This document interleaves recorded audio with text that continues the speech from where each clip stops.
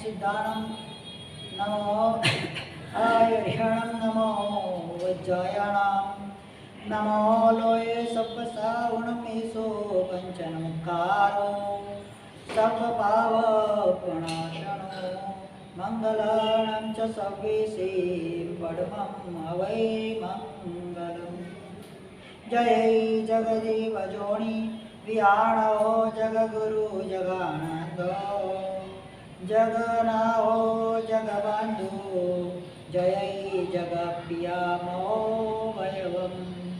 जय सुयाणं बभवो तीर्थयराणामपचिमो जय जय गुरुलोकाणां जय महापामाविरो। नमो दुर्वाररागादि वैरिवार निवारिणे आरते योगिनाथाय महावीराय दायिने। पन्नगे सुरेन्द्रे च कौशिके पादसंस्पृशे निर्विशेष मनस्काय श्रीवीरस्वामिने नमः। ओंकार बिंदु संयुक्तं नित्यं ध्यायन्ति योगिनः कामदं मोक्षदं चैव ओंकाराय नमो नमः। मंगलं भगवान् वीरो मंगलं गौतम प्रभो मंगलं स्थूलभद्राद्या जैनो धर्मस्तु मंगलम्। सर्वारिष्टप्रणाशाय सर्वाभ्यर्थदायिने सर्वलब्धिनिधानाय श्रीगौतमस्वामिने नमः। यस्य प्रसादपरिवर्तितशुद्धबोधा पारं व्रजन्ति सुधिया सुधतोयराशे सानुग्रहामयि समेत सिद्धयेस्तु सर्वज्ञशासनरता सुतदेवदास। अखण्डमण्डलाकारं व्याप्तं येन चराचरं तत्पदं दर्शितं येन तस्मै श्रीगुरवे नमः तस्मै श्रीगुरवे नमः। आगमोद्धारकर्तारं शैलानेश प्रबोधकं ध्यानस्थस्वर्गतं नौमि सूरीमानन्दसागरं सूरीं दर्शनसागरं। चरणाम्बुजे भक्तो वसे हृदयाम्बुजे परमात्मा करकमले शास्त्रो वसे मुखकमले शारदा नेत्राम्बुजे निकारदा नवकारदा विकलना आनंद सागर सूरी चरणे भावे करूं वंदना आनंद सागर सूरी चरणे भावे करूं वंदना।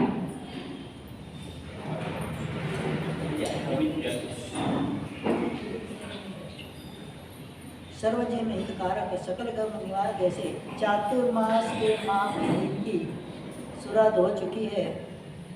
अच्छे से चातुर्मास चल रहा है। उसी चातुर्मास के दौरान अनेक विविध स्थानों के अंदर गुरु भगवान अनेक प्रकार के शास्त्रों का प्रवचन वगैरह के माध्यम से लोगों को वाणी का अमृतपान करा रहे हैं। हमारे यहाँ पर भी परमात्मा के पंचम गणधर जिन शासन के पट्टधर ऐसे सुधर्मा स्वामी के द्वारा रचित ऐसे अंग सूत्र के माध्यम से यहाँ प्रवचन की धारा चल रही है। समवायंग सूत्र, चौथा अंग सूत्र, अनेक प्रकार के पदार्थों का समन्वय करके इन ग्रंथों की रचना की जाती है। परमात्मा देशना के अंदर पूछे गए प्रश्नों का जवाब देते हैं। उन प्रश्नों के माध्यम से सूत्रों की रचना गणधर भगवत करके आने वाली पीढ़ियों के लिए हितकारी बने, ऐसा उनका एक प्रयास रहता है। उस प्रयास के माध्यम से वो पुरुषार्थ करके ग्रंथों की रचना करते, सूत्रों के माध्यम से ग्रंथों को गूंथते। ऐसे ही छोटे छोटे सूत्रों के द्वारा बना गया है समवायंग सूत्र। समवाय यानी कि मैंने आपको बता दिया था, अनेक पदार्थों का जहाँ पर समन्वय सम्मुख किया जाता है उसको बोलते हैं समवाय। इस समवायंग सूत्र के अंदर अलग अलग प्रकार से स्थान के द्वारा अनेक पदार्थ जो 14 राजरोग के अंदर विद्यमान पदार्थ है, इन पदार्थों का संकलन किया गया है। यहाँ पर अपने भाव चला था, कल मैंने बताया परसों मोक्ष तत्व के बारे में बताया कि मोक्षे। इसके बाद एक ये आसव है, आश्रव तत्व के बारे में मैंने बताया था 42 प्रकार के आसव। कितने आश्रव, कितने प्रकार के? 42 तरह से जीव अपने अंदर कर्मों का संग्रह करता है, उसको बोलते हैं आश्रव। आश्रवंती, आसमंतात श्रवंती आत्मनीति आश्रवा। आत्मा के अंदर संपूर्ण रूप से जो भी चीज आकर, जो भी पदार्थ आकर, जो भी कर्म आकर, कर्म बुद्धि आकर आत्मा के अंदर लिख जाते हैं, उसको क्या बोलते हैं? आश्रव द्वार। तो ये 42 आश्रम के बारे में हमने बताया था। 42 वेद आश्रम के बताए गए हैं। 5 इंद्रियों का आश्रव होता है, 4 कषायों का, 5 औरत का, 3 योग और 25 क्रिया। टोटल मिलके कितना होता है? 42। इन 42 आश्रमों का मैंने कल बताया था आपको।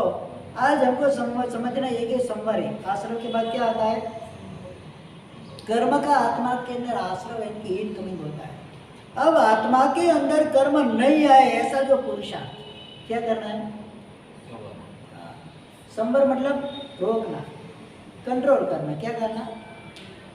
आत्मा के अंदर कर्म प्रति क्षण, प्रति समय आत्मा एक कर्म को छोड़कर, ऐसे कर्म को छोड़कर 7 कर्म प्रति समय निरंतर आत्मा कर्म का बंद करता है, जब तक वो संसार के अंदर भ्रमण करता है। केवल ज्ञान होने के बाद उनका 3 कर्मों का बंद होता है, लेकिन 3 समय का ही बंद होता है, ज्यादा होता नहीं है। इसीलिए जो भी संसारी जीव है, जो भी छद्मस्थ जीव है, वितराग की बात अलग है, छद्मस्थ की बात अलग है। वितरागी भी संसारी होते हैं जब तक उनका मोक्ष नहीं हो जाता। यहाँ पर छद्मस्थ जीवों की अपेक्षा से देखा गया कि छद्मस्थ जीव जो रहते हैं तो प्रति समय 7 कर्मों का निरंतर वो बंद करते रहते, वो तो होता ही रहता है। तो मैक्सिमम बंद होता है, उसमें से कम करने के लिए कुछ कुछ ऐसे स्थान है जहाँ पर हम उसको बंद को रोक भी सकते हैं। उसको क्या बोलते हैं? संवर बोलते हैं। जैसे कोई व्यक्ति नौका के अंदर बैठा हुआ है, थोड़ी के अंदर समुद्र के अंदर जा रहा है, छिद्र पड़ गए। छिद्र मतलब आश्रम, अंदर पानी आ रहा है, पानी का फ्लो आ रहा है, तो पानी उलझने के पहले क्या करना पड़ता है? वो फ्लो नहीं आए उसके लिए उसके जो छिद्र वो बंद करने का प्रयास करना पड़ता है। क्या? तो नया पानी अंदर नहीं आएगा। फिर बात रही किसकी? जो अंदर भरा हुआ पानी उसको बाहर डालने की, उसकी बात अलग है। सबसे पहले क्या करना है? वो जो पानी आ रहा है उसको रोकना है। रोकना मतलब संवर। तो ये जो 5 इंद्रियों वगैरह के माध्यम से, 4 कषाय वगैरह के माध्यम से कर्म आत्मा ग्रहण करती है, उसको रोकने के लिए सामने कुछ ना कुछ तो बैकिंग चाहिए ना, कैसे रोकेंगे? तो उसके लिए अष्ट प्रवचन माता बताए, 5 समिति 3 गुण, 57 प्रकार से कर्मों की हम उसको रोक सकते हैं आत्मा में आने से। तो संवर के भेद कितने बताए? 57 भेद। कितने? 57। तो सबसे पहले उसके अंदर भी अष्ट प्रवचन मात्रा, जो हमारे लिए भी और आपके लिए। ये अष्ट प्रवचन मात्रा क्या? 5 समिति और 3 गुप्त। समिति क्या है? समिति मतलब क्या? गुप्ति मतलब क्या? क्रिया समिति, भाषा समिति, लिमिट करना। समिति मतलब क्या? कंट्रोल करना। एरिया समिति, चलने के अंदर व्यवस्थित रूप से देखकर चलना, इधर उधर भागना नहीं है, बिना देखे भागना नहीं है। परिलीन करना है। 2 प्रकार की परिलीन होते हैं, वस्त्र परिलीन और दृष्टि परिलीन। तो दृष्टि परिलीन करना है। क्या? जमीन जो चलते हैं युद्ध मात्र भूमि प्रेक्ष्य ऐसा बताया गया है। तो एक युग यानी 3.5 हाथ की जमीन हमको दिखनी चाहिए चलते समय। नीचे कोई सूक्ष्म जंतु तो नहीं आ जाते ना हमारे पाँव के नीचे। कितना देखना है? 3.5 हाथ। मतलब जितनी अपनी काया है, अपनी जितनी काया है उतनी काया प्रमाण भूमि को देखना है। नीचे देखकर चलना, बिना देखे चलना, अंधाधुंध चलना नहीं है। क्रिया समिति का पालन जबरदस्त कर्म की निर्जरा कराता। एक आचार्य की बात आती, अभवे का जीव का, अंगार मर्दक आचार्य, क्या नाम था उनका? अंगार मर्दक आचार्य की बात तो शास्त्र के अंदर आती है। अभवे का जीव था, उनके 500 शिष्य।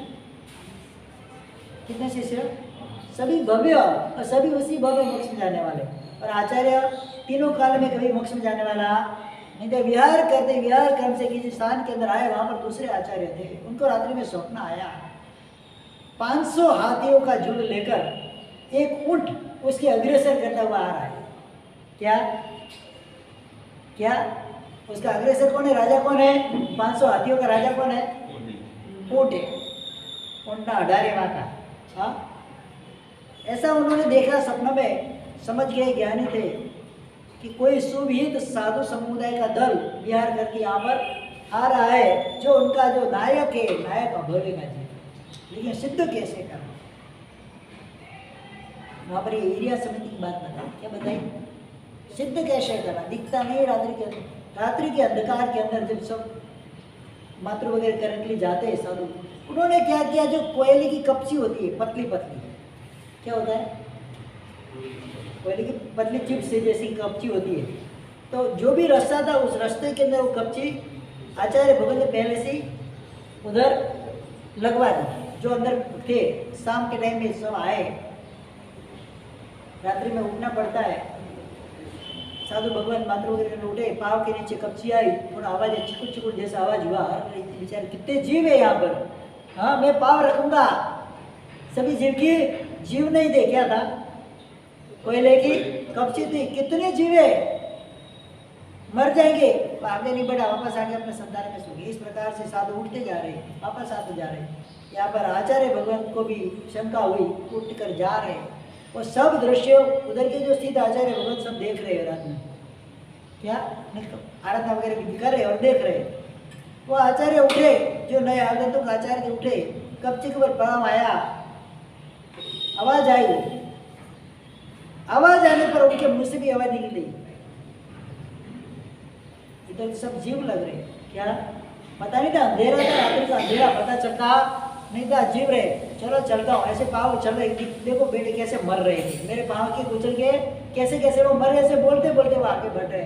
आचार्य भगवान समझिए ये खुद ही अभवे का जीव है। आचार्य कौन है? अभवे का जीव है। और 500 साधु जो है वो सुनीत साधु है।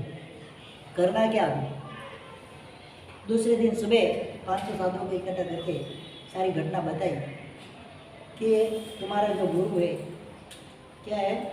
ये अभवे का जीव है, उसका त्याग करना तुम्हारे लिए उचित है। क्या बताया? उसका त्याग करना तुम्हारे लिए उचित है। ये शास्त्र विहित गुरु नहीं है। अब आपको जो करना है।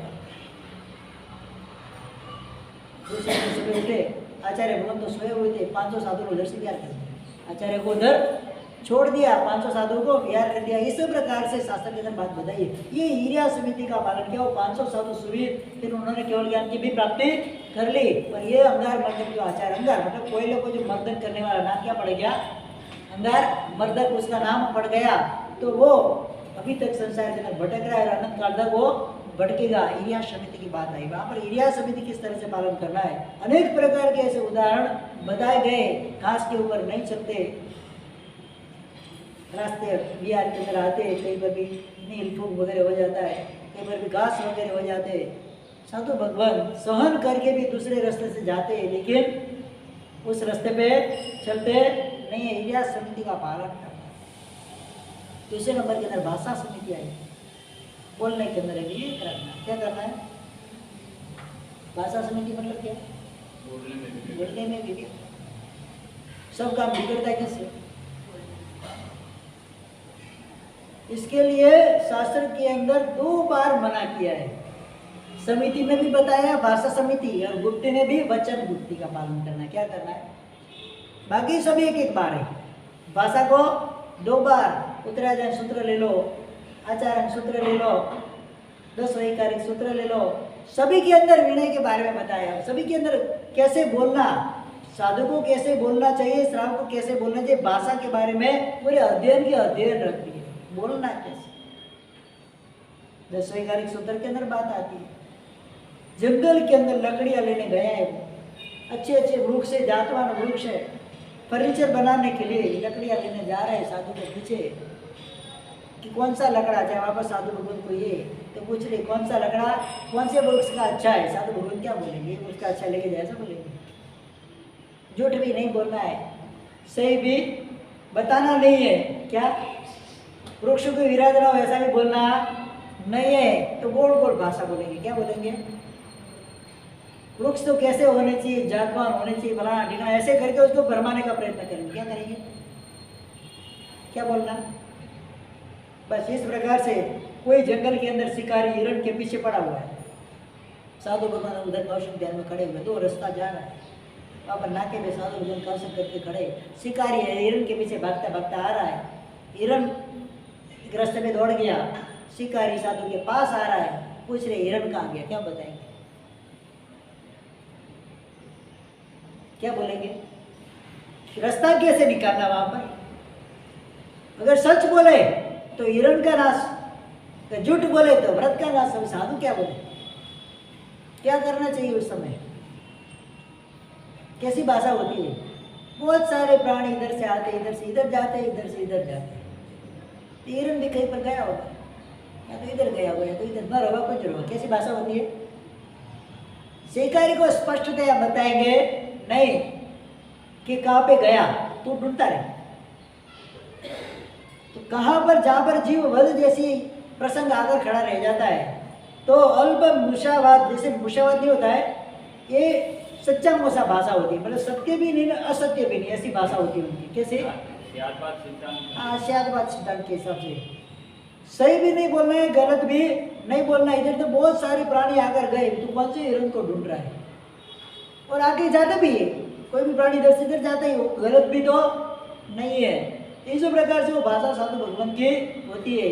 तो भाषा समिति और वचन गुप्ती, किसी को भी मन के अंदर भी बुरा नहीं लगना चाहिए।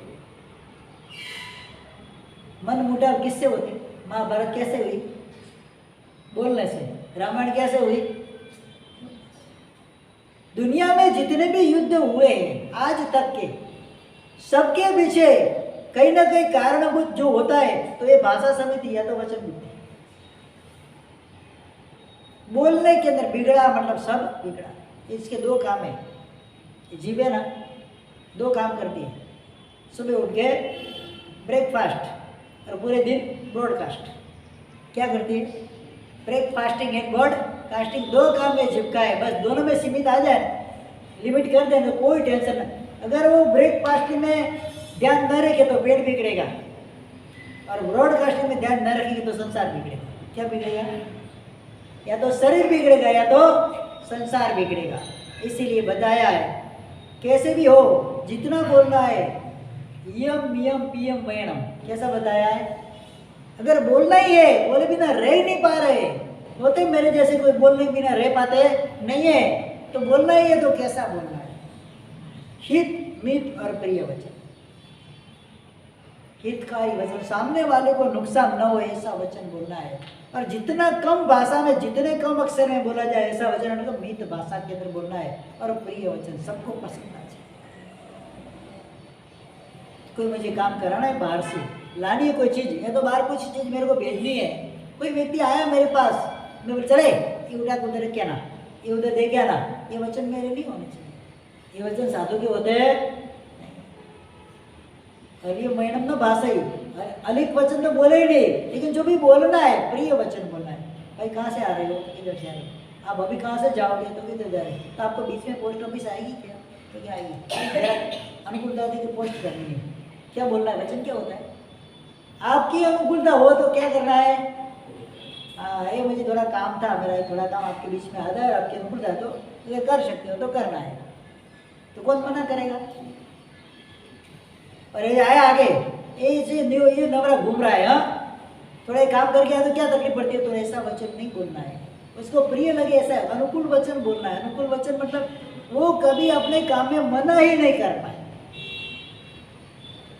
वाणी ऐसी होती है कि शत्रु को भी वश में कर देती है। क्या वाणी का प्रभाव ऐसा है जो शत्रु को भी वश में कर देता है, शत्रु को भी अपना बना देता है। शत्रु के अंदर से शत्रु का मिटाने का काम कौन करता है? ये वाणी। और मित्र के अंदर शत्रु का पैदा करने का काम कौन करता है? वचन शुद्धि जरूरी है। आश्रम द्वार के अंदर दूसरे नंबर की आई भाषा समिति, तीसरे नंबर के अंदर हमारे साधु भगवतों के लिए ऐशना समिति आती है। कौन सी? गवेषणा करना है। किसी भी घर के अंदर गोचरी जाते हैं, मैंने आपको पहले बताया था बीच में, गोचरी जाते समय ध्यान रखना है मेरे लिए ये द्रव्य शुद्ध है कि नहीं। द्रव्य क्षेत्र काल भाव से जो मैं गोचरी बोल रहा हूँ ये शुद्ध है कि नहीं। दायक शुद्धि और ग्राहक शुद्धि तो इसके अंदर है कि नहीं। मुहादायी मुहाजीव 10 सूत्र के अंदर चौथे दिन के अंदर अंतिम श्लोक के अंदर ये बात आती है, देने वाला प्रसन्न है कि नहीं, ये द्रव्य देने वाला का है कि नहीं, उसकी इच्छा है कि नहीं। मतलब चित्त वित्त और पात्र तीनों की शुद्धि होनी चाहिए। इस प्रकार से ऐशना समिति के द्वारा आपको आहार ग्रहण करना है। ऐसा नहीं कि बाव बैठो जपे ना बैठो खपे, ऐसी बात होती नहीं है। वहां पर गए, घर के अंदर देखते कितने व्यक्ति घर के अंदर है, कितनी रसोई बनी हुई है, कितने कौन से समय में बनी हुई है, कितना में लो तो उनको कम पड़े नहीं, पूरा उपयोग रखना पड़ता। आचारण सूत्र के जोग होते हैं हमारे, आचारिक बनते। आचारिक मतलब क्या? बड़े जोग भी चलते हैं भगवती सूत्र के अंदर, तो जो आचारिक होते हैं उनको साथ में ले जाना पड़ता है। उसकी दृष्टि में ही वो वरे तो खबे, बाकी खबे नहीं। क्या? जैसे मेरे कोई बड़े जोग चल रहे, मैं अकेला गोचर नहीं जा सकता, साथ में कौन चाहिए? आचार्य। पानी भी बोलना है तो भी आचार्य की दृष्टि, उसकी दृष्टि में पानी बोलना है कि नहीं, उन्होंने बरोबर देखा है, खाली मेरा चलता नहीं है, साक्षी चाहिए। क्या चाहिए? कि आपने जो द्रव्य लिया है, आपने जो द्रव्य ग्रहण किया है वो शुद्ध है कि नहीं है, उसमें दोष लगे कि नहीं है, वो कौन चेक करेगा? आचार्य जो होगा हमारे साथ, जिनके आचार्य सूत्र के जोग हो चुके हैं, आचार्य के द्वारा ही देखी गई, दृष्टिपात किए गए, उसके द्वारा दृष्टि पढ़ी लिखी गई गोचरी हमको खपती है, बाकी खपती नहीं जब जोग हमारे चलते हैं। तो वहां पर भी बताया गोचरी के भी गीतार्थ होते हैं। क्या होते हैं? जैसे प्रवचन आदि के अंदर स्थान में रहने के विहार आदि में गीतार्थ की जरूरत पड़ती है, तो गोचरी के अंदर भी क्या होता है?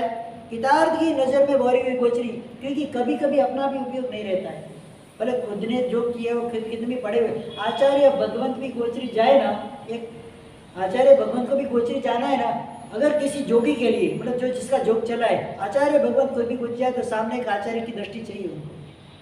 अकेले आचार्य भगवंत भी बोल सकते हैं नहीं, खुद आचार्य है तो एक जैन शासन की मर्यादा है। क्या है? कि साक्षी चाहिए। क्या चाहिए? जो भी कार्य करना है साक्षी में करना है, अपने आप कोई कार्य करना नहीं है, किसी को साक्षी रख के। तो ये आचार्य जो होते साक्षी, तो गवेषणा मतलब ढूंढना। गवेषणा का मतलब क्या है? जहां पर मुझे शुद्ध मूल्य मिले, शुद्ध वस्त्र, शुद्ध पात्र और शुद्ध आहार और शुद्ध वस्ती, क्या करना है? उसको खोजना है, ढूंढना है। ऐसा लगे नहीं अभी कुछ मेरे को इसमें दोष लगे, ऐसा नहीं है, तभी लिमिट मात्रा में ग्रहण करना है। ऐसा नहीं कि चलो उनके घर में तो बहुत बड़ा है तो भर लो अपने पात्र, ऐसा होता नहीं है। अलग अलग घरों के अंदर जाके माधुकरी भिक्षा होती है। जैसे भंवरा फूल के ऊपर से रस लेता है, एक एक फूल में से थोड़ा थोड़ा रस लेके अपना जीवन निभाता है, फूल को कभी पीड़ा होती नहीं है। इसी प्रकार से गृहस्थ के घर में से साधु गोचरी ग्रहण करते, उनको भी कभी कम ज्यादा हुए नहीं, नया बनाना नहीं पड़े। पूर्व कर्म पश्चात कर्म दो प्रकार के दोष लगते हैं इसके अंदर। हमारे लिए बनाया पूर्व कर्म, हमारे जाने के बाद बनाया पश्चात कर्म। क्या 42 दोष गोचरी के बताए कितने? 42 दोष में से जितना हो सके वर्तमान काल के अंदर अपनी छदमस्त ज्ञान का उपयोग करके जितना हो सके इतना शुद्ध रूप से ग्रहण करने का प्रयास साधु भगवंतों का होता है। इसको बोलते गवेषणा, ऐशना समिति, ढूंढना। ऐसे नहीं कि जब किधर से लाया उठा के लेके आगे पात्र भर के लेके आए खा लिया, ऐसा नहीं होता। उसे लाने के बाद भी हमारे अंदर एक नियम होता है, जो भी वडील होते हैं वडील को वो गोचरी बतानी पड़ती है। क्या करना पड़ता है? बिना बताए वापस सकते हैं नहीं, भले लेकर हम आए, अधिकार किनका है? किनका अधिकार है? ये एक छोटे नियम ने जिन शासन के अंदर एक महान राजा का जन्म करा दिया। छोटा सा नियम, कितना? गोचरी आचार्य भगवंत के जो भी वडील होते हैं उनके अधीन होती है। वो जो करे उनको अपने को हमारा लाने का अधिकार है। क्या अधिकार है? जो भी वडील है वडील को दिखाए बिना हमारा वापरने का अधिकार नहीं। साधु भगवान गोचरी के लिए गए हुए नगर में घूम रहे, मगर देश के अंदर राजगीर नगरी के अंदर घूम रहे गोचरी के लिए साधु भगवान। अकाल जैसा माहौल चल रहा है, भिखारी भी बहुत घूम रहे। एक भिखारी 6-7 दिन से खाना मिला नहीं है, घूम रहा है वो भी बेचारा। यहाँ साधु भगवान को भी सेठ सौदागर वगैरह होंगे, घर में गोची लेके गए, पात्रे में गोचरी बोराई लेकर आ रहे। वो भिखारी आया कि भी सेठ के पास मांग रहा हो, देते नहीं है, ये तो साधु, ये तो मुझे कुछ दे देंगे, उनके पास मांगता। गया उनके पास, विनती की, आपको मिला है थोड़ा, मुझे भी थोड़ा दे दो। 7 दिन का भूखा हूँ। वहाँ पर साधु भगवान भी समझ गए हम ऐसे दे सकते हैं नहीं, हमको लाने का मात्र अधिकार है। क्या अधिकार है? ढूंढ कर लाने का अधिकार हमारा है, वापरने का, किसी को देने का हमारा अधिकार नहीं है, वो हमारे गुरु भगवान का अधिकार है। अगर तुझे चाहिए इसमें से कुछ तो हमारे गुरु भगवान के पास हम उधर ही जा रहे, हो अगर दे तो खा ले। क्या नियम होता है? नियम किसका बोलते हैं? वहाँ पर गए, गुरु भगवान की गोचरी वगैरह दिखाई, आवता प्रतिमा वगैरह कर लिया। भिखारी भी आया, मुझे गोचरी दो। आचार्य भगवत के ज्ञानी थे, उन्होंने अपने ज्ञान में देख लिया ये तो भविष्य का सम्राट बनने वाला, जिन शासन का नाम चारों दिशाओं में गुंजायमान करने वाला ये जीव बनने वाला है। आचार्य भगवान ने बोल दिया तेरे को दे सकता हूँ एक सर, क्या तुझे जितना खाना है दे सकता हूँ, लेकिन एक सर। तो उसके बाकी गोचरी तो लाई तो नहीं थी, लाई थी क्या? नहीं लाई थी।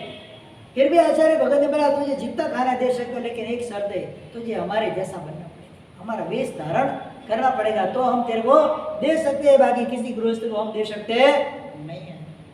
तो मरता क्या करता? अरे जो भी हो चलेगा, मुझे आप जैसा भी वेश बोलो मैं पहनने को तैयार हूँ। वेश पहना दिया, दीक्षा करा दी, सर्ववृत्ति दंड गुजरा दिया उनको। पहले सीधा ही होता, पहले समय जो दंडक वगैरह नहीं था, सीधा सर्ववृत्ति दंड गुजरा दिया उसको, दीक्षा दे दी, बिठा दिया, पात्र रख दिए उसके साथ। जितने भी लाए थे गोची लाए थे, पत्नी पूरा बड़ा समुदाय था 500 साधु का, उसके कैपेसिटी के अनुसार जितना भी चाहिए उसके पात्र रख देते, को जो खाना है जैसे खाना है खाने बैठा हो सकता। 7 दिन का भूखा, क्या करेंगे? वो तो जैसे आया बराबर पेट भर गया, दबा गए, खा लो। अच्छी गोचरी आती है, साधु भगवान की गोचरी में कोई कमी होती है क्या? 32 पकवान 33 साग क्या आता है? हाँ, आपके घर के अंदर शायद 1-2 साग बनते हैं, हमारे पात्र में कितने आते हैं रोज? रोज ऊंधिया होता है हमारा। क्या सूरत में तो ऊंधिया संक्रांति में मिलता है, हमारे यहाँ तो 12 मास ऊंधिया रहता है। पीएम से आना है ऊंधिया खाने के लिए, 12 मास ऊंधिया हमारे रहता है। हर प्रकार की श्रावकों के घर के अंदर जो भी उत्तम क्वालिटी के पदार्थ होते हैं उनका प्रयास होता है गुरु भगवान के पात्र के अंदर में उत्तम द्रव्य भक्ति करो। तो द्रव्य सब आए हुए भिखारी को बिठा दिया है सामने, खा लिया उसने। उनको पता था ज्यादा खाएगा तो उसको हजम होने वाला नहीं है, 7 दिन का भूखा है, आगे में क्या क्या खाया होगा, कूड़ा कचरा क्या पता नहीं, उसके पेट एक गोचरी को हजम करे ऐसा नहीं है, कुछ विपरीत घटना होने वाली पता था। आचार्य बोल गया तो भी बोला जितना खाना इतना खा, पेट भर के कंठ तक खाया उसने। जो सांस लेने की भी जगह बोले तो नहीं है, खाया। रात्रि के अंदर वो जो खुराक खाया था उसने विकार चालू किया, पेट के अंदर भयंकर पीड़ा उठी है, दर्द उठा है, सहन नहीं होता है, ना वॉमिट हो सकती है, ना विचार पासवर्ड भी हो सकता है, ऐसी हालत होगी, तड़प रहा है। उस समय जो श्रेष्ठी लोग जो भी थे आपकी भाषा के अंदर बताया जाए तो उनको जब 7 दिन से जब भूखा भटक रहा था गाँव के अंदर, कोई देने को तैयार नहीं थे, गालियाँ देते थे, कोई मारते थे, कोई ऐसे करते थे, ताड़न माड़न होता था, वही श्रेष्ठी लोग आज आए उसकी भक्ति कर रहे हैं। कोई पाँव दबा रहा है, कोई हाथ दबा रहा है, कोई मालिश कर रहा है, कोई मलम लगा रहा है, मतलब जो भी करने उनके हिसाब से भक्ति कर रहे हैं, वो सोच रहा है। वो भिखारी का जो जिसने संयम लिया है, सोच रहा है मन के अंदर उसकी सोच चल रही है, क्या सोचता होगा वो, क्या विचारणा होगी उस समय? क्या जैन शासन पाया था? चरित्र का पता है उसको? चरित्र क्या होता है पता है? देवगुरु क्या होते हैं उसको पता है? धर्म क्या है पता है? मन के अंदर चिंतन कर रहा है, कल के दिन ये लोग मुझे लात मार के घर से बाहर निकाल लेते, आज वही मेरे पैर दबा रहे, बस ये मुझे मिला है तो मात्र इस जैन शासन के हिसाब से मिला है। क्या है? अहो शासनम धन्य शासनम जैनम शासन, अहो भाव प्रकट हो गया जैन शासन के। क्या मुझे ऐसे परम गुरु जैसे गुरु मिल गए, जो भी चाहिए था मुझे उन्होंने दिया, धन्य ऐसे गुरु को। पहले धर्म की अनुमोदना चालू की, मेरी गुरु की अनुमोदना चालू की। इन गुरु को जिन्होंने बनाया, जिन्होंने ये रास्ता बताया, ऐसे उनके भगवान को भी धन्य है। उसकी भाषा में जो भी कर रहा था, बार बार अनुमोदना के माहौल में वो चढ़ गया। रात्रि के अंदर ये सब उसके साथ क्रिया चल रही है, कोई मालिश कर रहा है, बीमार है, तड़प रहा है, मन के अंदर शुभ धारा के अंदर वो चढ़ गया। जैन शासन को सर्वस्व मानने लगा, एक बीज उसके अंदर आरोपित हो गया। कौन सा? शासन ही, जैन शासन ही सत्य है, सच है, ऐसी श्रद्धा उसके अंदर प्रकट। बस इतना ही काम आचार्य भगवत को करने का पता, एक दिन का ही मेहमान है, हमको तो पता ही था। उधर काल हो गया उसका। जैन शासन की अहोभाव, उसके प्रति अहोभाव आदर व्यक्त करते करते, बहुमान भाव व्यक्त करते करते, श्रद्धा व्यक्त करते हुए उसका काम धर्म हो गया वहां पर, और मरकर कलिंग देश के राजा सम्राट अशोक, नाम सुना है ना? हाँ, अशब्द कलिंग, अशब्द ग्रेट, ऐसे ऐसे पाठ आते। तो जो अशोक के घर के अंदर उसका पुत्र कुणाल, जो पिता के वचन से कुट वचन कूट लेख के द्वारा वो अंधा हो गया था पिता की आज्ञा पालन करने के लिए, और दूसरे राज्य में वो पड़ रहा था, उसकी पत्नी की कुर्सी के अंदर वो पुत्र के रूप में उत्पन्न हुआ। कौन? शंकर। ये जो बच्चा पैदा हुआ 9 महीने के बाद उसकी कुर्सी के अंदर जन्म हुआ। उसका जन्म होने के बाद ये कुणाल अपने पिता के पास आता है, अशोक सम्राट के पास आता है, अंधा है। पिता ने पहचाने कि बहुत सालों से वो तो दूसरे राज्य में पल रहा है, कि सौख्य के शाम की माता के हिसाब से उसको सर उधर रखा था, उधर ही अंधा हुआ है। पिता ने कभी बेटे को देखा नहीं है, लेकिन वो अंधा था। संगीत के अंदर वो कुशल हो गया, गांधर्व संगीत वगैरह एकदम कुशल हो गया। नगर के अंदर आया हुआ है, गीत बजाता है, गाना गाता है। राजा के कान तक बात पहुंची कि कोई गांधर्व जैसा पुरुष आया हुआ है, बहुत अच्छा गीत गाता है, और आपकी सभा में उसको गाने की भावना है। राजा कभी अंधे पंगे लंगड़े वगैरह होते, उनके सामने साक्षात आते नहीं। एक राजा का नियम होता है, पर्दा रख दिया और उसको बोला तो गीत सुना। राजा प्रसन्न हो गए, बोल क्या चाहिए तुझे, जो चाहिए वो दे सकता हूँ। बोल दिया उसने तो कि बिंदुसार का पवित्र अशोक सम्राट का पुत्र, ऐसा ये जो कुणाल आपके पास काकिनी मांग रहा है। क्या क्या चाहिए? काकिनी। काकिनी आपके पास मांग रहा है। क्या बोले? काकिनी के 2 अर्थ होते हैं। क्या होते हैं? काकिनी मतलब कोड़ी, कोड़ी मतलब पहले कोड़ी का व्यवहार चलता था, 1 कोड़ी 2 कोड़ी। और राज्य की भाषा में देखा जाए तो काकिनी का मतलब क्या होता है? राज्य। क्या होता है कि आपका पुत्र अंधा जो कुणाल है का आपके पास काकिनी मांग रहा है। राजा ने तुरंत तलवार से पर्दा चीरा, देखा तो मेरा पुत्र ही है, लेकिन तू राज्य लेके क्या करेगा? तू तो राज्य के योग्य है, तो अंधा है। तो क्या आपके पौत्र के लिए मांग रहा हो? क्या बोल रहे हैं? आपके पौत्र के लिए राज्य मांग रहा हो। तो ये कब हुआ? तो संप्रति। संप्रति यानी कि अभी। संप्रति को क्या बोलते हैं? संस्कृत शब्द है। संप्रति का मतलब क्या हुआ? अभी। संप्रति अभी हुआ है। राजा ने पुत्र को उधर से मंगवाया जो दूसरे राज्य में था, उसका राज्याभिषेक किया। मात्र सोचो, खाली मोनी मोनी भगवान के संपर्क में आए, पता नहीं था इस प्रकार से दीक्षा ग्रहण की है। ऐसी दीक्षा ग्रहण करने के बाद जिन शासन के प्रति अभाव व्यक्त किया है, जिन शासन ने उसको क्या दिया, जन्मते पैदा होते ही राज्य मिल गया, पैदा होते ही वो राजा बन गया, ऐसा कोई होता है कभी? जैसे ही पैदा हुआ उसको राज्य मिल गया। ये जिन शासन का प्रभाव था। क्या बस यही तो है गवेषणा। साधु भगवान अगर अपने विवेक के अंदर दो जगह पे साधु जी भगवान थे, दुगुंसा जिन शासन के अंदर अनादर पैदा करते, बौद्धिक दुर्बलता पैदा करते, वो है गोचरी और तंदिल वगैरह पढ़ने जाने का है। उसकी हिसाब से दो स्थान के अंदर वो दूसरे जीव को दुर्लभ बोधि बनाते में निमित्त बनते, इसके लिए दोनों के अंदर उपयोग रखने के लिए बताया है। ये गवेषणा की बात हुई। तो तीसरी यशना समिति, चौथी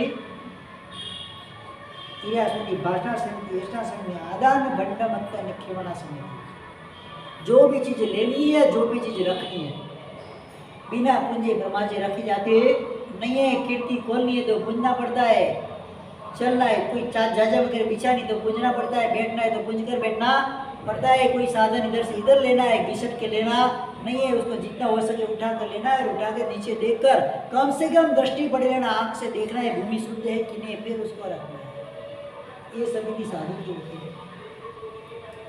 सबके अंदर जब सामयिक पोषक वगैरह लेते हैं तो वहाँ पर भी 5 समिति का पालन तो आता ही आता है। तीसरे नंबर परिष्ठा बनेगा समिति, इधर उधर कोई भी चीज़ को हमको परिष्ठा बनेगा करनी नहीं है। लोगों को दुगंचा उपजे, लोगों को अभाव हो जाए, इस स्थान में जाकर हमको ये परिष्ठा बनेगा वगैरह करना नहीं है। ये 5 समिति हुई। इसके बाद 3 गुप्ति, मन गुप्ति, वचन गुप्ति और काया। मन का कंट्रोल, वचन का कंट्रोल और काया। इधर उधर भागना नहीं है। बिना फालतू का खड़ा होने का भी मना किया। क्या आसन पे एक बार बैठ गए ना तो बिना प्रयोजन खड़ा भी नहीं होना है। जब प्रयोजन है, कोई कारण बना है कि कोई आया, व्यक्ति आया, कोई ऐसा है, तो खास कोई वस्तु लेने के लिए जाना है, वहां पर कोई है नहीं तो खड़ा होना है। बाकी 24 घंटे अगर बैठे तो बैठ सकते हो, बैठा रहना है। काया की संलिप्तता भी यहाँ पर आ जाती है। मन गुप्ति, मन से अंदर अशुभ चिंतन नहीं करना, शुभ धारा में बस शुभ अध्ययन करेंगे, स्वाध्याय वगैरह अंदर रहेंगे, मन कभी विकुटा पड़ने वाला नहीं है। मन नहीं जीते जीते बोरे मन नहीं हारे हार, मन ले जाए मोक्ष में मन यह नरक। जीव नरक गति में जाता है तो मन के कारण, जीव मोक्ष में भी जाता है तो भी मन के भाव का परिवर्तन जीव की गति फिक्स करता है। इसलिए मन को कंट्रोल करना आनंद जी महाराज ने भी वही बताया, मन साध्यु कहने सगड़ू साध्यु। हाँ, जिसने अपने मन को कंट्रोल कर लिया, वचन को कंट्रोल कर लिया, अपनी काया को कंट्रोल कर लिया, अनेक पापों से वो बच जाए। यह 3 गुप्ति। इसके बाद परिश्र 22 प्रकार के परिश्र श्रवण करते। कितने? 22। 8 प्रवचन माता और 22 परिश्र। 22 परिसर जीकवारे लियो संयम वेश। 22 परिश्र बताए। कितने परिश्र बताए आपको? कितने होते परिश्र? 22। कौन से पता? सबसे पहला परिश्र बताया क्षुधा परिश्र, भूख को सहन करना है। क्या करना है? भूख लगी है जोरदार, खाने की बहुत इच्छा है, अभी मिल जाए तो टूट पड़ू। हाँ, भूखे शेर की तरह मिल जाए तो टूट पड़ू, खूब इच्छा है। वहां पर मन को बोले भाई थोड़ी देर सहन कर, थोड़ी भूख को सहन कर। नरक गति में कितनी भूख सहन किए, तिरंज गति में कितनी भूख सहन किए। एक गाय होती है, गाय, किसी किसान के घर पे गाय थी। गाय को खूंटे पे बांधा हुआ है, गाय का मुंह पहुंच जाए उस प्रकार से उसने पानी और उसका ये जो घास वगैरह पुष्प वगैरह भोजन है वो रखा हुआ है कि आराम से गाय उधर मुंह लगा के खा सके, इतना रखा हुआ है। गाय को भूख भी लगी है, चंचल जीव है, डोरी बांधी हुई तो खूंटे के ऊपर एक राउंड गाय लगाती। क्या करती है? एक राउंड लगाई, अभी वो खाने के लिए जाती है। क्या हुआ? क्या होता है वहां पर? वो खाने के लिए आगे बढ़ी, जा नहीं सकती, पहुंच नहीं सकती। क्यों? बंदी तो है, एक आटा ज्यादा लग गया है, मतलब रस्सी थोड़ी टूंगी हो गई है, जिस स्थान पर उसको पहुंचना है वो पहुंच नहीं पा रही है। सामने पानी और भोजन पड़ा हुआ है, खा सकती है। क्षुधा परिसर सहन करना क्या है, और पिपासा यानी पीने का, दोनों परिसर वो अकाम निर्जरा के द्वारा सहन करती है। कैसे? इच्छा बहुत है खाने की, खा नहीं सकती, उधर तक पहुंच नहीं सकती। गलती कोई किसान की नहीं है, गलती किसकी है? उसकी अज्ञानता की गलती है। अज्ञानता के कारण उसने क्या कर लिया है?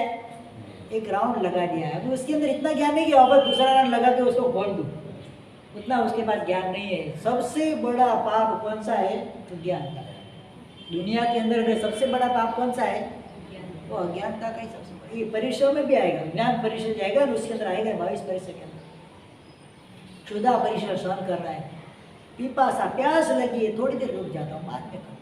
दो लाभ होता है, तो पचखान अपना होता है तो तिरियम हो जाता है। पचखान तिरियम थोड़ी देर के बाद, अभी का अभी देना नहीं है। भूख प्यास तो अनंत भव के अंदर लगी है। कितना खाया? कितना खाया इस जीव ने? कितना पिया? जितने भी समुद्र मैंने बताए थे लोक प्रकाश के लोक के वर्णन के अंदर, स्वयं रमण समुद्र तक है, इतने समुद्र का पानी इस जीव ने पी लिया है। कितना? फिर भी उसकी जो प्यास है वो बुझी नहीं। और खाना कितना खाया? इस 14 राजलोक के अंदर जितना भी धान्य, रोटी बोटी, जो भी फल फलादी है, सब खा लिया है उसने, कोई बाकी रखा नहीं है। फिर भी भूखा का। तो यहाँ पर मुझे थोड़ा सहन करना है, भूख यानी कि क्षुधा परिश्रम को मुझे सहन करना है, पिपासा परिश्रम को मुझे सहन करना है। तीसरा परिश्रम आता है शीत परिश्रम, ठंडी में। हमारे एक आचार्य भगवंत थे, उन्होंने एक जबरदस्त बात बताई। गर्मी मुझसे सहन नहीं होती है ना, तो ठंडी को सहन करो। क्या बताया उन्होंने? गर्मी मुझसे सहन नहीं होती है तो ठंडी को सहन। मतलब क्या हुआ? जब ठंडी की मौसम आती है तो हो सके इतना ठंडे प्रदेश में रह गए, ठंडी को अपनी कैपेसिटी के भी से ज़्यादा ठंडी को सहन करो। शरीर जितनी शरीर ठंडी सहन करेगा उतनी ही गर्मी के काल में वो गर्मी सहन कर पाएगा। क्या? इसीलिए तो जो लोहार होता है, कोई भी हथियार बनाता है, क्या करता है? पहले वो पानी के अंदर रखता है लोहे को। किसमें रखते हैं? जितना पानी में लोहा ठंडा होगा उतना ही गर्म ज्यादा होगा, नरम ज्यादा होगा। इस सबके पीछे कोई ना कोई हेतु है, तर्क है। ऐसे ही वो काम करते हैं नहीं है। ये तो शरीर भी लोहे जैसे ही, जितना उसको ठंडी में सहन करोगे, गर्मी में उतनी गर्मी कम महसूस होगी। ये अनुभव का ज्ञान है। क्या है? ये कोई शास्त्र का ज्ञान नहीं है। एक आचार्य भगवान के पास आचरण लेके बैठे थे, तब उन्होंने ये सब बातें बताई थी। बड़े आचार्य थे, कोई छोटे मोटे नहीं, विद्वान। जितनी ठंडी सहन करोगे ठंडी के काल के अंदर, तो फिर बैसाख महीने के भर बपोर के अंदर अगर आपको खड़ा रखा जाए तो गर्मी कम महसूस। हमको तो ठंड भी ज्यादा लग जाती है और गर्मी भी ज्यादा लग जाती है। तो शीत परिसर है, उष्ण परिसर, ठंडी के अंदर ठंडी को सहन करना है। हेमंतेषु अवाउड़ा आया वयंती गिम्मेषु। मतलब क्या है? हेमंत यानी कि जो शिशिर ऋतु है, ठंडी ऋतु है, उसके अंदर अव्यावृतता, मतलब ऊपर के कपड़े निकाल के जहाँ पर ज्यादा ठंडी आती है वहां पर जाके खड़े रह के ठंडी के परिसर को सामने से जाके साधु भगवान सहन करते। क्या? ठंडी के अंदर सहन करना। जंगल के अंदर जो साधु भगवान पहले जाते थे, कितने भी ठंडी पड़ जाए, क्या सहन करना है। भगवान को आचारण सूत्र के अंदर एक बात आती है, परिषद अध्ययन के अंदर परमात्मा को प्रश्न किया गया है कि भगवान आपको जब ठंडी लगती थी तो आप क्या करते थे? कि जंगल में थे, आपके पास वस्त्र भी नहीं थे, जंगल में तो बीच जंगल पेड़ पौधे ज्यादा रहते हैं, ठंडी ज्यादा आती है क्योंकि सूर्य का प्रकाश कम है। तो ठंडी में क्या करते थे? जब मुझे ठंडी लगती थी तो मैं बाहर खुले मैदान में जाता। क्या? फिर आकर मैं किसी शून्य घर में रुक जाता था, मुझे गर्मी का अनुभव होता। मसियालो आयो, ठंडी लगेगी तो क्या करना है? पहला बिना ओढ़े सो जाओ बाहर जाके खुले में, खुले मतलब छत के नीचे सो जाओ, फिर रूम में अंदर आ जाओगे तो गर्मी महसूस हो। तो भगवान ने क्या बताया, जब भी मुझे ठंडी लगती थी मैं कहाँ जाता था, बाहर खुले में जाता था, जितना हो सके ठंडी को सहन करके, फिर उसकी भी लिमिट जब आ जाती थी तो वो भी शून्य ग्रुप के अंदर कहीं पर भी जो छोटे रहते थे क्या कोई देवकुल वगैरह के अंदर जाके मैं रुकता था, ताकि मुझे ओढ़ने की जरूरत। तो गर्मी में भी वही है, जितनी गर्मी ज़्यादा सहन करोगे उतना ही ठंडी की काल में ठंडी ज़्यादा सहन हो पाए। पसीना पसीना हो रहा है, गर्मी सहन नहीं हो रही है, बाहर जाओ धूप में 1 घंटा खड़े रहो, फिर इधर आओ, आराम से ठंडे महसूस हो।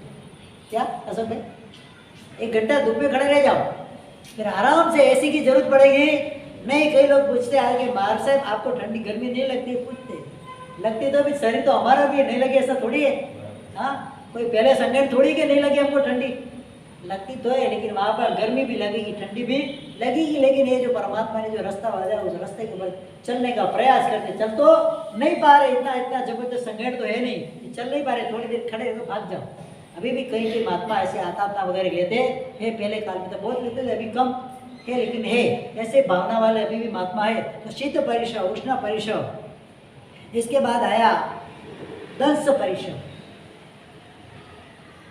कहाँ खड़ा रहने का, दंस परिशव सहन करने का है तो वापी के अंदर चौमासा कर लो। हाँ, बिन बुलाए मेहमान आ जाएंगे, चुपके चुपके डॉक्टर आया, बिन बुलाए इंजेक्शन दिया। क्या डॉक्टर आपके पास हाजिर है वापी के अंदर? तो वापी नहीं, ऐसे बहुत सारे क्षेत्र है।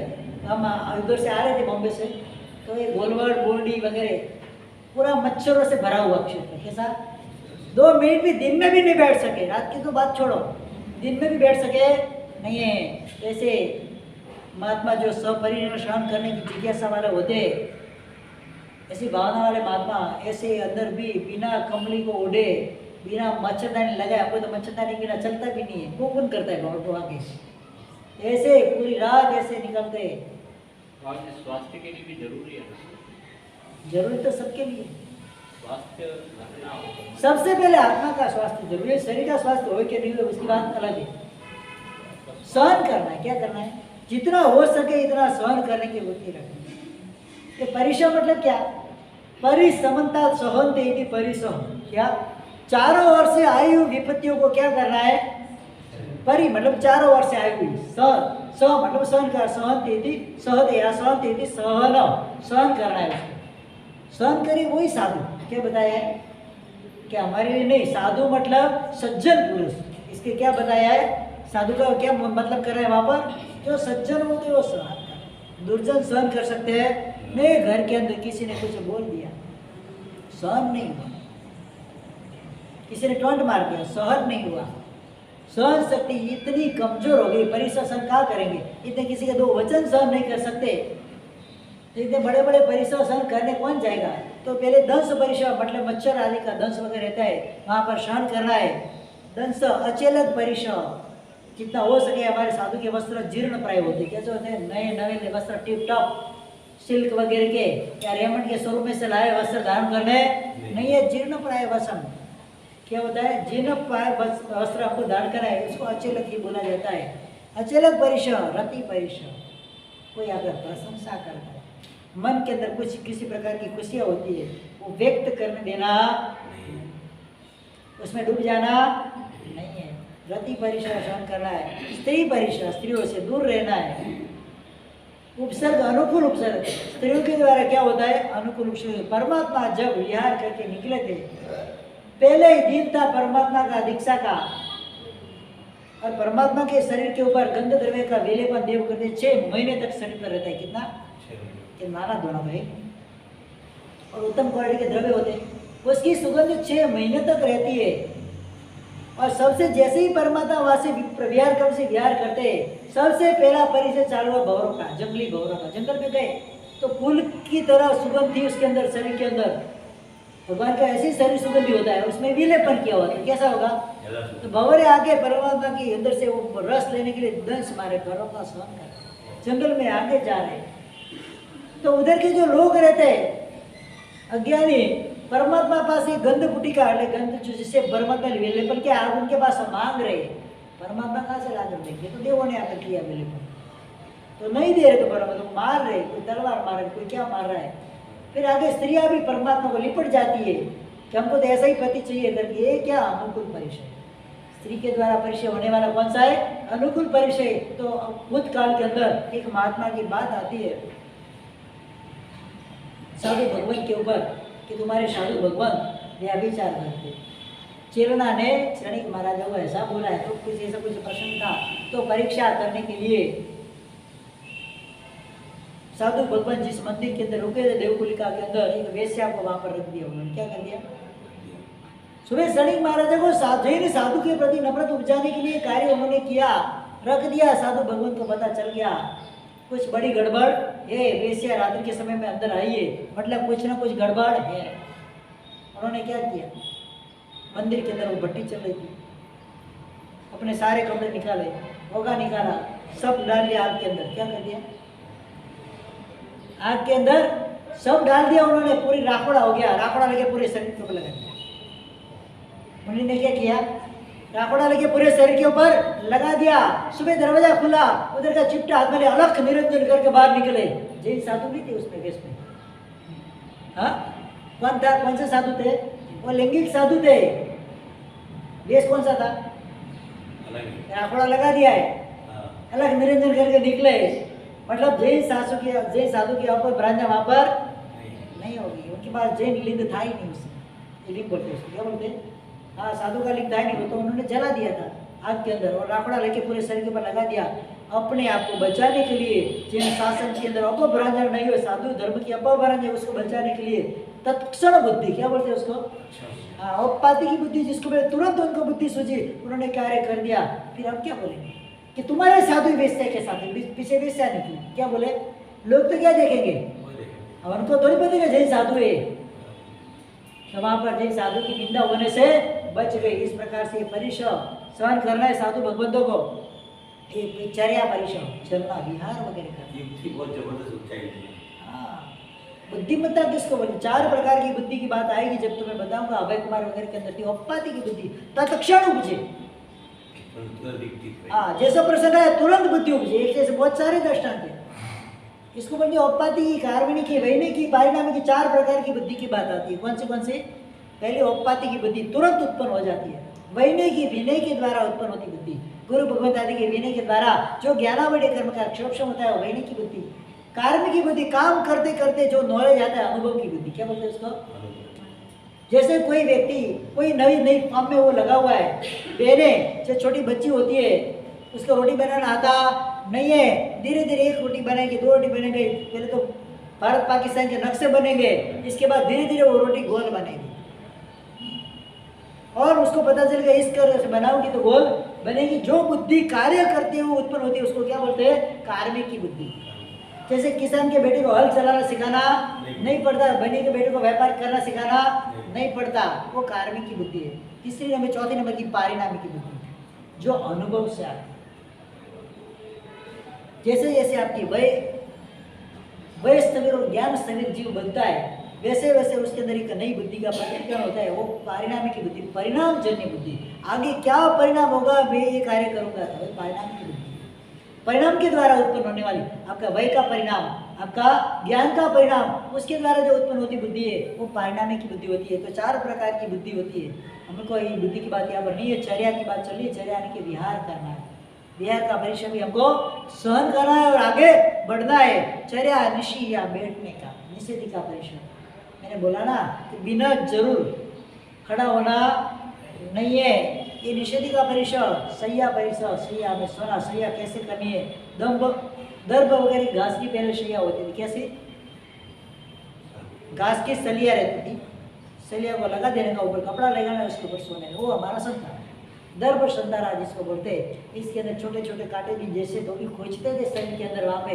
और भूमि भी कैसी होती थी, कैसी भी उबड़ खाबड़ भूमि हो, अब इसके अंदर प्रसन्न होकर सो जाते। ऐसा नहीं कि मैं तो टोटल मलमल की गादी चाहिए, डंडों की गादी चाहिए, मलमल का ऊपर बिछोना चाहिए। ये कोई हमारे के बाप का गार्डन नहीं है कि हमको वो मिल जाएगा, जैसी भूमि मिल गई। ये हमारे लिए महल होता है। कभी विहार करते हैं ना, तो कभी झोपड़ी भी मिलती है, कभी महल भी मिलता है, कभी स्कूलों के अंदर विहार करके जाते हैं तो स्कूल के अंदर खड़ा रहता है जमीन के अंदर। बच्चे भी कैसे पढ़ते पता नहीं, वो प्लास्टर सब निकल जाते हैं, खड्डे वगैरह पड़ जाते हैं, तो ऐसे में भी संतारा करना पड़ता है। कभी जंगल खेतों में भी संतारा संघ वगैरह में जाते हैं ना, छरीपाली संघ में कैसी जमीन होती है, भूमि खेत में, और उसके अंदर भी संतारा लगी, प्रसन्नता से सो जाते। ये क्या होता है, उसको सह्या परीक्षा सहन करना है, आक्रोश परीक्षा।